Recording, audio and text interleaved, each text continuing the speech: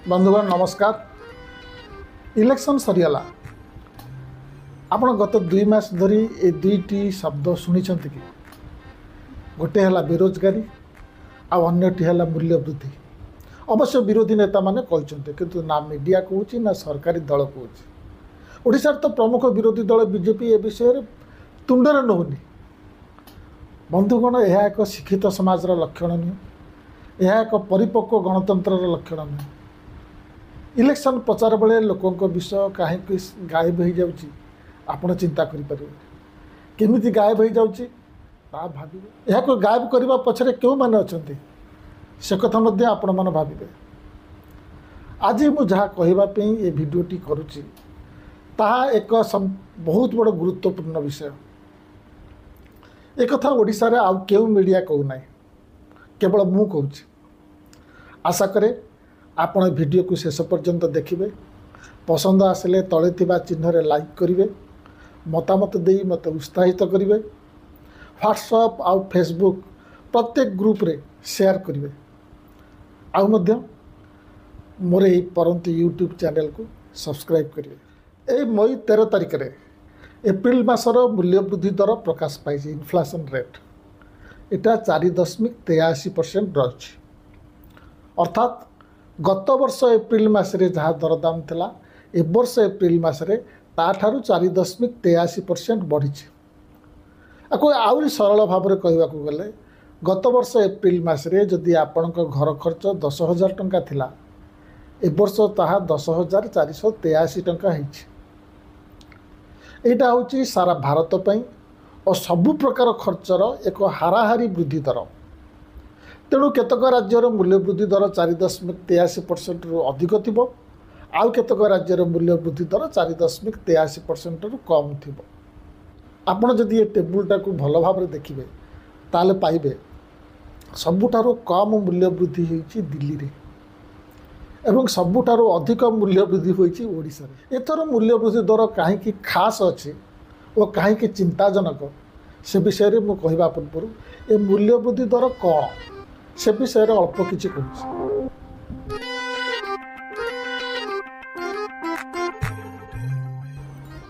आपण किणुथिबा बा खर्च करुथिबा सबु प्रकार द्रव्य पई ए मूल्य वृद्धि दर निर्धारण करा जाए। से सबु द्रव्य मध्यरु केउ केउ जिनिस आमे बेसी मात्रा रे किणु तो आउ केउ जिनिस आमे कम मात्रा रे किणु, कम परिमाण रे किणु। जदि सबु जिनिस मिसी 100 हुए तेबे आमे खर्च करुथिबा जिनिसर परिमाण अनुसार से 100 को सबु प्रकार जिनिस मध्य बांटी दिया जाए। आपण ये टेबुल भितर देखि पारथिबे आमे किणुथिबा समस्त द्रव्य भितर खाद्य पदार्थर गुरुत्व मोट 100 रु 45.86% बोली ये हिसाब रे निया जाय सरकारी हिसाब रे। स्वाभाविक कथा कारण सबु लोकों पे यह एक नित्य व्यवहार्य और बाध्यतामूलक खर्च।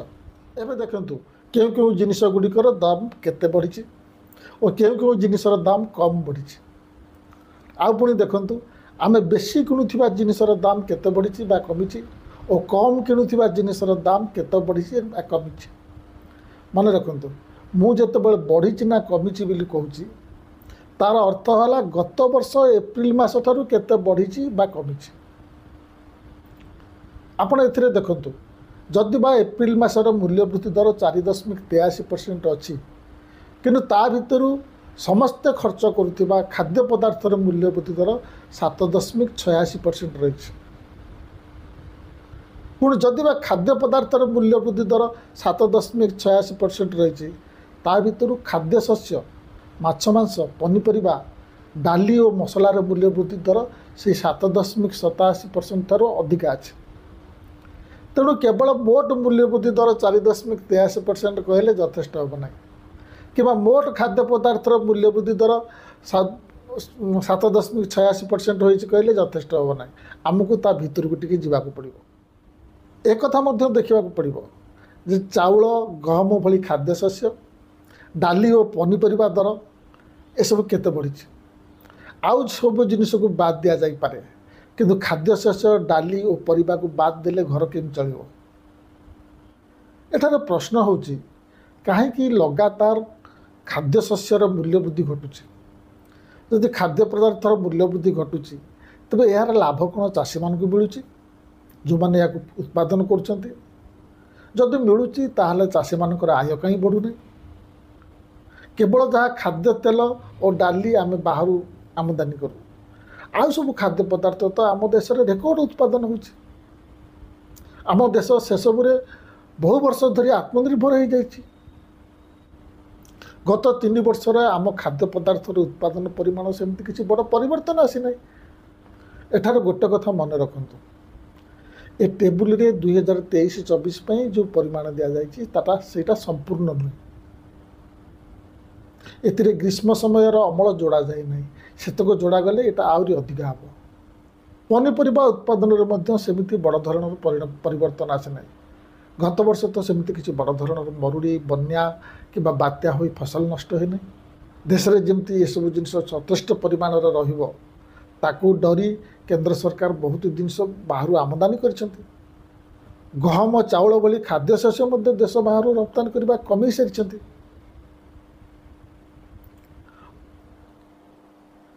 ଅନ୍ୟପକ୍ଷରେ ସରକାର ଖାଦ୍ୟ ତେଲ ଓ ଡାଲି ଉପରେ ଥିବା ଆମଦାନୀ ଶୁଳ୍କ କମେଇ ଗତ 2 ବର୍ଷ ମଧ୍ୟରେ ସେସବୁର ରେକର୍ଡ ଆମଦାନୀ କରିଛନ୍ତି। ତାହେଲେ ଦେଶରେ ଖାଦ୍ୟଶସ୍ୟ ନିଅଣ୍ଟ ହେଉଛି କି? କାହିଁକି ଦର ବୃଦ୍ଧି ଘଟୁଛି? ପୁଣି ଏସବୁ ଜିନିଷର ମୂଲ୍ୟ ବୃଦ୍ଧି ପାଇଁ ଆପଣ ଏସବୁ ଜିନିଷ ଉପରେ ଲାଗୁଥିବା ଟ୍ୟାକ୍ସକୁ ଦାୟୀ କରିପାରିବେ ନାହିଁ, କାରଣ ଖାଦ୍ୟ ପଦାର୍ଥ ଉପରେ ଟିକସ ବହୁତ ସୀମିତ ମାତ୍ରାରେ ରହିଥାଏ। ଏ ତାଲିକାରୁ ଖାଦ୍ୟ ପଦାର୍ଥ, ପେଟ୍ରୋଲ, ଡିଜେଲକୁ ଛାଡ଼ିଦେଲେ ବାକି ସବୁ ଜିନିଷର ମୂଲ୍ୟ ବୃଦ୍ଧିକୁ ଅନ୍ତଃସ୍ଥଳ ମୂଲ୍ୟ ବୃଦ୍ଧି ଦର ବା କୋର୍ ଇନଫ୍ଲେସନ୍ କୁହାଯାଏ। ରିଜର୍ଭ ବ୍ୟାଙ୍କର ନିଜ ମୁଦ୍ରାନୀତିରେ ପରିବର୍ତ୍ତନ ଆଣି ବା ସୁଧ ଦର କମ୍ ବେଶୀ କରି, ମୁଦ୍ରା ସପ୍ଲାଇ କମ୍ ବେଶୀ କରି এই যে কোর ইনফ্লেসন ଅଛି ତାକୁ ନିୟନ୍ତ୍ରଣ କରିଦିଏ, କଣ୍ଟ୍ରୋଲକୁ ନେଇ ଆସେ। କିନ୍ତୁ ଖାଦ୍ୟ ପଦାର୍ଥ ଓ ପେଟ୍ରୋଲ ଡିଜେଲ ଦରକୁ ନେଇ ରିଜର୍ଭ ବ୍ୟାଙ୍କ କିଛି କରିପାରେ ନାହିଁ, କାରଣ ଏସବୁକୁ ନେଇ ରିଜର୍ଭ ବ୍ୟାଙ୍କ ଯାହା ବି କରୁ ଲୋକେ ଏସବୁ ଜିନିଷକୁ କିଣିବେ ହିଁ କିଣିବେ। ଏଗୁଡ଼ିକ ହେଉଛି ନିତ୍ୟ ବ୍ୟବହାର୍ଯ୍ୟ ଜିନିଷ।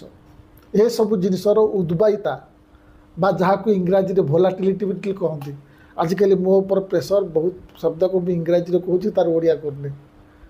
ଏ ଭୋଲାଟିଲିଟି ମାନେ କ'ଣ? ଏହା ମାନେ ହେଲା ଏସବୁ ଜିନିଷର ଦର ବାରମ୍ବାର ଉପର ତଳ ହୁଏ, ବାରମ୍ବାର ଅସ୍ଥିର ହୁଏ, କେତେବେଳେ ବଢ଼ିଗଲା କେତେ କମିଗଲା। ବର୍ଷା ଓ ମରୁଡ଼ିର ପ୍ରଭାବରେ ଖାଦ୍ୟଶସ୍ୟର ଉତ୍ପାଦନ କମ୍ ବେଶୀ ହୁଏ। ଆନ୍ତର୍ଜାତିକ ଦର ଯୋଗୁଁ ପେଟ୍ରୋଲ ଡିଜେଲର ଦର ବଢ଼େ କିମ୍ବା କମେ। ତେଣୁ ଏସବୁ ଜିନିଷ ଛାଡ଼ି ରିଜର୍ଭ ବ୍ୟାଙ୍କ କେବଳ କୋର୍ ଇନଫ୍ଲେସନ୍ ଉପରେ ଧ୍ୟାନ ଦିଏ। ଆପଣ ତ ଜାଣିଛନ୍ତି ଗତ 2-3 ବର୍ଷ ଧରି ଖାଦ୍ୟ ପଦାର୍ଥର ମୂଲ୍ୟ ବୃଦ୍ଧି ଦର କମିବାର ନାଁ ନେଉନାହିଁ। ଆଜିକି 2 ବର୍ଷ ପୂର୍ବେ ବା ଏପ୍ରିଲ 2022ରେ ମୋଟ ମୂଲ୍ୟ ବୃଦ୍ଧିରେ ଖାଦ୍ୟ ପଦାର୍ଥ ମୂଲ୍ୟ ବୃଦ୍ଧି 48% ଦାୟୀ ଥିଲା, ରେସ୍ପନ୍ସିବୁଲ୍ ଥିଲା। ତାର କାରଣ ଥିଲା 2023 ଏପ୍ରିଲରେ ମୋଟ ମୂଲ୍ୟ ବୃଦ୍ଧିରେ ଖାଦ୍ୟ ପଦାର୍ଥର ମୂଲ୍ୟ ବୃଦ୍ଧି ହେଉଛି 68%। 68% ରେସ୍ପନ୍ସିବୁଲ୍ ଖାଦ୍ୟ ପଦାର୍ଥ। ଏ ଖାଦ୍ୟ ପଦାର୍ଥର ମୂଲ୍ୟ ବୃଦ୍ଧି ଯୋଗୁଁ ଟୋଟାଲ ମୂଲ୍ୟ ବୃଦ୍ଧି ଦର ଅଧିକା ରହୁଛି। ତେଣୁ ଆମେ କହିପାରିବା ଯେ ଆଜିକାଲି ମୂଲ୍ୟ ବୃଦ୍ଧି ଦର ବଢ଼ିବାରେ ମୁଖ୍ୟ କାରଣ ହେଉଛି ଖାଦ୍ୟ ପଦାର୍ଥର ମୂଲ୍ୟ ବୃଦ୍ଧି। ରିଜର୍ଭ ବ୍ୟାଙ୍କ ମଧ୍ୟ ମାନୁଛି ଯେ ଭାରତର ମୂଲ୍ୟ ବୃଦ୍ଧିରେ ସବୁଠାରୁ ବଡ଼ କାରଣ ହେଉଛି ଖାଦ୍ୟ ପଦାର୍ଥର ମୂଲ୍ୟ ବୃଦ୍ଧି। କିନ୍ତୁ ଖାଦ୍ୟ ପଦାର୍ଥର ମୂଲ୍ୟ ବୃଦ୍ଧି କାହିଁକି ଘଟୁଛି ତାହାର ଉତ୍ତର ରିଜର୍ଭ ବ୍ୟାଙ୍କ ପାଖରେ ନାହିଁ। ସରକାର ମଧ୍ୟ କିଛି କହୁନାହାନ୍ତି।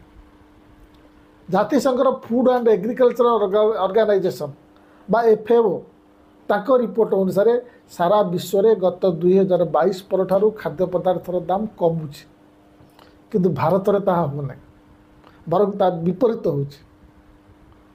ରିଜର୍ଭ ବ୍ୟାଙ୍କ ତା ରିପୋର୍ଟରେ କହିଛି ଯେ ଆଗରୁ ପନିପରିବା ବର୍ଷରେ ପ୍ରାୟ 2 ଥର ମୂଲ୍ୟ ବୃଦ୍ଧି ହେଉଥିଲା, ଗତ କିଛି ବର୍ଷ ହେଲା ଏହାର ମୂଲ୍ୟ ବୃଦ୍ଧି ବର୍ଷକରେ 4 ଥର ହେଉଛି।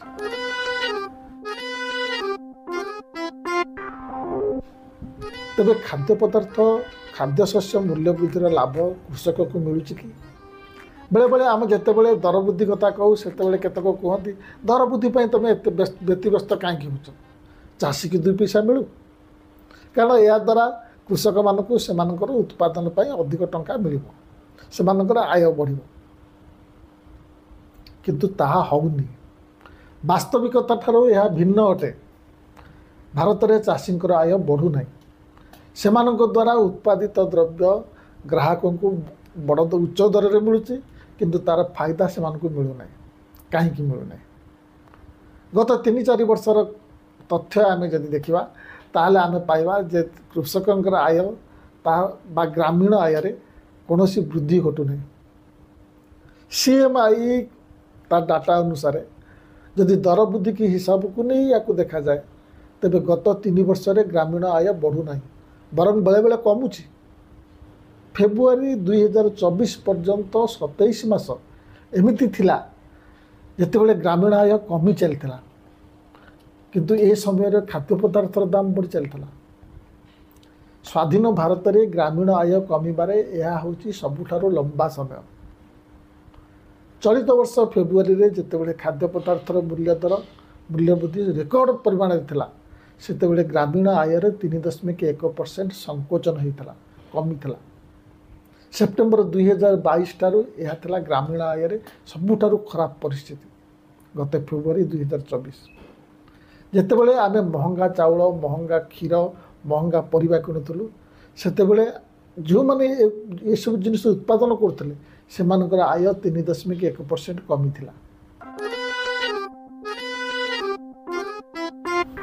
एठार आउ गोटे कथा चिंता करंतु मु आगु कही मोट मूल्य वृद्धि रे खाद्य पदार्थर योगदान एवं बेसी अच्छे बा मोट मूल्य वृद्धि खाद्य पदार्थर मूल्य वृद्धि 68% रेस्पॉन्सिबल किंतु विडंबना देखंतु सही खाद्य पदार्थ उत्पादन होउथिबा ग्रामीण क्षेत्र किंतु मूल्य वृद्धि सबुठु बेसी माड़ सहुछि मु आगु कही गत एप्रिल मासरे मूल्य वृद्धि दर 4.83% थिला किंतु आमे जदि ग्रामीण और शहरी अंचल रे केते केते मूल्य वृद्धि दर थला ताको अलग अलग करी देखिबा ताहले पाइबा ग्रामीण क्षेत्र रे मूल्य वृद्धि दर 5.43% थिला बेले शहरी क्षेत्र रे 4.11% थिला तमाने अधिक माड़ सहिछि ग्रामांचल अर्थात चाषी जेते बेले निज द्वारा उत्पादित जिनिस को पुणी थोड़े किणुची कि से सब प्रोसेस ही ता पाखरे पहुँचुची से ताको अधिक दर रे किणुची तामाने ए खाद्य शस्य खाद्य पदार्थ जी ताको उत्पादन करुच्ची ताको आहुरी गरीब बनाऊँच खाद्य पदार्थ कथा छाड़ दिंतु शिल्पजात जिनिसर दाम बढ़िले शिल्प मालिकर बालांस शीट रे सेटा रिफ्लेक्ट हुए लाभ होइछि बोली किंतु कृषक क्षेत्र में ता होउनी बंधुगण भारत में एपरी परिस्थिति कहीं सृष्टि होइछि ता बुझा हेले यार समांतराल भाव यूरोप रे कौन हो से विषय रे सामान्य आलोचना कले आम इंडिया कथा बुझीजा यूरोप रे एबे गोटे स्टडी चलछि जे खाद्य पदार्थर जो जोगान श्रृंखल बा सप्लाई चेन कह जाए जहाँ कह जाए ता कृषकर आय बढ़ाइबारे कि कमेबारे केते योगदान रखुछि केते रेस्पॉन्सिबल ए स्टडी रु जना पड़छि जे जेतेबेले खाद्य पदार्थर दाम बढ़ुछि प्रथम ए सप्लाई चेन जो कृषक को अधिक फायदा मिलुछि किंतु परे आउ ताहा मिलूना सप्लाई चेन कौन मु कहि यार कारण कौन जानते यार कारण है ए सप्लाई चेन रे कृषक कोटी देखा ना तार भागीदारी ना योगदान ना सप्लाई चेन विभिन्न कृषिजात द्रव्यर दाम टाक केउठी पहुँचेब से चाषी किसी करें सप्लाई चेन कहले भंडारण गोदाम घर ट्रेडिंग बेपार प्रोसेसिंग बा प्रक्रियाकरण फाइनेंसिंग बा अर्थ लगान ए सब को बुझा जाए ए नेटवर्क रे यूरोप रे कृषकर उपस्थिति किंबा अंशग्रहण न थाए सेठार मध्य से ये पूरा नेटवर्क कृषिजात खाद्य पदार्थर दाम को निज हिसाब से नियंत्रण कर यूरोप रे 4टी बड़ बड़ कंपानी दुनियार 90% खाद्य शस्य बाजार को नियंत्रण कर नियंत्रण रे फूड सप्लाई चेन अच्छी ये 4टी हेले स्क्रीन रे लिखि दउची आर्चर डेनियल्स मिडलैंड बंगी कारगिल एवं लुइस ड्रेफेस कंपानी एमानकर लाभ बढ़ी बढ़ी चलछि एबे यूरोप रे समस्त मानिगले जे यही बड़ बड़ कंपानी उपभोक्ता आ चाषी मध्य छिड़ा हुई लाभर बड़ अंश नहीं जाउछन्ते और दर वृद्धि कराउछन्ते एबे हम भारत को आसिबा भारत रे सप्लाई चेन यूरोप भली एते विस्तारित नुहे एते बड़ बड़ कंपानी उपस्थिति अच्छी किंतु यही उपस्थिति यूरोप भली एते शक्तिशाली नुहे भारत रे खाद्य व्यापार बा फूड ट्रेडिंग ଅନଅର୍ଗାନାଇଜ୍ଡ ହିସାବରେ ଅଛି, ଅସଙ୍ଗଠିତ ହିସାବରେ ଅଛି। ଅବଶ୍ୟ ଭାରତର ନିଜସ୍ୱ ପୁରୁଣା ଖାଦ୍ୟ ପଦାର୍ଥ ନେଟୱାର୍କ ବହୁତ ବଡ଼ ଏବଂ ହିଷ୍ଟୋରିକାଲି ମଧ୍ୟ ବହୁତ ପୁରୁଣା। ବର୍ତ୍ତମାନ ଭାରତରେ ଏହି ବେପାରରେ ଥିବା କମ୍ପାନୀ ୟୁରୋପିଆନ୍ କମ୍ପାନୀମାନଙ୍କ ତୁଳନାରେ ଛୋଟ ଥିଲେ ମଧ୍ୟ ଏମାନଙ୍କ ମଧ୍ୟରେ ଗୋଟିଏ ମନୋପଲି ବଜାର ସୃଷ୍ଟି ହେଲାଣି, ଗୋଟିଏ ଏକଚାଟିଆ କାରବାର ସୃଷ୍ଟି ହେଲାଣି। ବନ୍ଧୁଗଣ, ଗୋଟିଏ ପଟେ ଭାରତର ଅଧିକାଂଶ କୃଷକଙ୍କୁ ଫସଲ ଅମଳ ପରେ ତାକୁ ତୁରନ୍ତ ବିକ୍ରି କରିବାକୁ ପଡ଼େ, କାରଣ ସେମାନେ ପରବର୍ତ୍ତୀ ଫସଲ କରିବେ, ଯେଉଁଥିପାଇଁ ଟଙ୍କା ଦରକାର। ଅନ୍ୟପଟେ କ'ଣ ହେଉଛି ନା, ଯେଉଁମାନେ ତାଠୁ କିଣିବେ ବା ଭାରତର ନିଜସ୍ୱ ବେପାର ନେଟୱାର୍କ ଖାଦ୍ୟଶସ୍ୟର ଦାମ ସ୍ଥିର କରୁଛି। କୃଷକ ତାର ନିଜସ୍ୱ ଉତ୍ପାଦନକୁ ଯେଉଁ ମଣ୍ଡିରେ ବିକୁଛି ଆପଣ ସେଠି ଦେଖିବାକୁ ପାଇବେ ଦର ସ୍ଥିର କରିବାରେ ବା ମୂଲଚାଲ କରିବାରେ କୃଷକ ପାଖରେ କୌଣସି ସାମର୍ଥ୍ୟ କିମ୍ବା ଶକ୍ତି ନାହିଁ। ବେପାରୀମାନେ ସ୍ଥିର କରୁଛନ୍ତି। ଏ ବେପାରୀମାନେ ଫୁଡ୍ ସପ୍ଲାଇ ଚେନ୍ର ଗୋଟିଏ କଡ଼ି। ସେମାନେ ତାକୁ କିଣି ବଡ଼ ବଡ଼ ଷ୍ଟୋରେଜ୍ ବା ୱେୟାର ହାଉସ୍ରେ ରଖନ୍ତି। ଭାରତର ୱେୟାର ହାଉସ୍ ନେଟୱାର୍କ ବା ଭଣ୍ଡାର ନେଟୱାର୍କ ମାତ୍ର କିଛି ବର୍ଷ ହେଲା ବଢ଼ିବା ଆରମ୍ଭ ହୋଇଛି। ୱେୟାର ହାଉସ୍ ବନେଇବା ପାଇଁ ବହୁତ ପୁଞ୍ଜି ଦରକାର, କିନ୍ତୁ କୃଷକ ପାଖରେ ସେତିକି ପୁଞ୍ଜି ନାହିଁ। ଭାରତରେ ଯେଉଁ ୱେୟାର ହାଉସ୍ ନେଟୱାର୍କ ବା କୋଲ୍ଡ ଚେନ୍ ବଢ଼ୁଛି ସେଥିରେ କୃଷକର କୌଣସି ଭୂମିକା ନାହିଁ। ତାକୁ ପରବର୍ତ୍ତୀ ଫସଲ ପାଇଁ ତୁରନ୍ତ ଟଙ୍କା ଦରକାର ହେଉଥିବାରୁ ସେ ସେହି ବେପାରୀଙ୍କ ପାଖକୁ ନେଇଯାଉଛି, ଯେଉଁମାନେ ତାକୁ ନେଇ ୱେୟାର ହାଉସ୍ରେ ରଖୁଛନ୍ତି। ଦୁଗ୍ଧ ଚାଷୀମାନଙ୍କ ପାଖରେ ସେ ଶକ୍ତି ନାହିଁ ଯେ ସେମାନେ ଦୁଗ୍ଧକୁ ସାଇତି ରଖିପାରିବେ, ତାର ପ୍ୟାସ୍ଚୁରାଇଜେସନ୍ କରିପାରିବେ କିମ୍ବା ତାହାର ପ୍ରକ୍ରିୟାକରଣ କରି ସେଥିରୁ ଅନ୍ୟ ଖାଦ୍ୟ ଜିନିଷ ତିଆରି କରିବେ। ଏଥିପାଇଁ ବଡ଼ ବଡ଼ ଡାଏରୀ କମ୍ପାନୀ ଅଛନ୍ତି, ଯେଉଁଥିରେ କୃଷକମାନଙ୍କର ହିସ୍ସେଦାରୀ ନାହିଁ। ତେଣୁ କୃଷକ ଓ ଖୁଚୁରା ଉପଭୋକ୍ତା ଆମ ଭଳି ତାଙ୍କ ମଧ୍ୟରେ ରହିଛନ୍ତି ଏହି ଏଗ୍ରି ଇଣ୍ଟରମିଡ଼ିଏଟ୍ ବା ମଧ୍ୟସ୍ଥି। ଏହି ଏଗ୍ରି ଇଣ୍ଟରମିଡ଼ିଏଟ୍ ମାନଙ୍କ ମଧ୍ୟରେ ରହିଛନ୍ତି କେଉଁମାନେ? ଖାଦ୍ୟ ଆଉ ଫଳ ପନିପରିବାରେ ବେପାରୀ, କୋଲ୍ଡ ଚେନ୍ ମାଲିକ, ଷ୍ଟୋରେଜ୍ ମାଲିକ, ୱେୟାର ହାଉସ୍ ମାଲିକ, ପ୍ରୋସେସିଂ କରୁଥିବା କମ୍ପାନୀ। ଏ ସମ୍ପୂର୍ଣ୍ଣ ନେଟୱାର୍କରେ ରହିବା ପାଇଁ ଅଧିକ ଟଙ୍କା ଦରକାର, ପୁଞ୍ଜି ଦରକାର। ସେଥିପାଇଁ ବ୍ୟାଙ୍କ ଫାଇନାନ୍ସ ମଧ୍ୟ ଦରକାର। ଏସବୁରେ କୃଷକର କୌଣସି ଉପସ୍ଥିତି ନାହିଁ। ସେ ତା ଜିନିଷ ବେପାରୀଙ୍କୁ ବିକି ଦେଇ ଘରକୁ ଚାଲି ଯାଉଛି।